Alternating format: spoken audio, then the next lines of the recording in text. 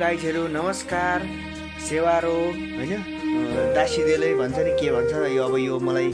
अरु भाषा आउँदैन हैन म चाहिँ क्षेत्री पढेर अब अरु खासै अरुको भाषा पनि आउँदैन फेरि पनि म आज अर्को नयाँ भिडियो लिएर आउँदै छु हैन आज चाहिँ हाम्रो चैनपुरमा चाहिँ शुक्रबारे हटिया लाग्ने दिन हो बजार म पनि अहिले भर्खर बजार नै गएको छु बजारबाट भर्खर आइपुगे हैन गाइजहरु आएर बसेको मात्रै छु अनि त्यसपछि एउटा यसो सानो भिडियो बनाउन त भनेर चाहिँ मलाई भिडियो बनाउन मन लाग्यो अनि त्यसपछि त्यही भएर मैले आज भिडियो बनाउँदै छु हैन एउटा दाइले चाहिँ मलाई के भन्नुभएको थियो भने नि तपाई किन विदेश नगएको भाइ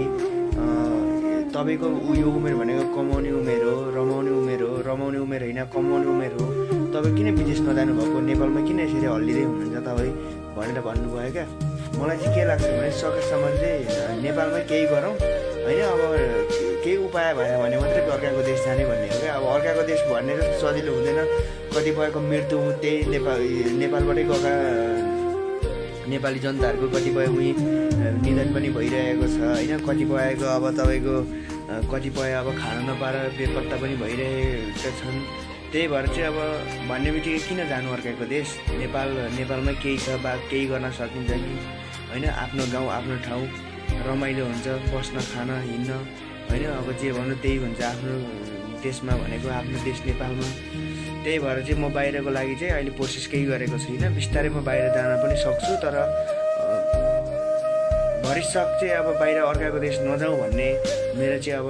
धारणा छ अब हेर्दै जाउँ गाइजहरु के हुन्छ हैन अर्काको देश पनि भने जस्तो सजिलो त हुँदैन नि त त्यही भएर चाहिँ अनि त्यसपछि आज चाहिँ 5 गते हो हैन आज चाहिँ वैशाखको 5 गते वैशाख पनि 5 गते आज गइसकेको छ अनि त्यसपछि म चाहिँ अब घर पनि जान पाएको छैन अब कुनै दिन घर गएर म तपाईहरुलाई घरको पनि सब फोटोहरु सब भिडियोहरु बनाएर तपाईहरुलाई देखाउने नै छु भन्न चाहन्छु अनि त्यसपछि आज चाहिँ मेरो यहाँ अफिसमा चाहिँ भनेको खाना पकाउने काम छ कि आज चाहिँ मेरो खाना पकाउने पालोमा आज मेरो खाना पकाउने छ अनि खाना पकाउने हो बस्ने हो हैन अनि त्यसपछि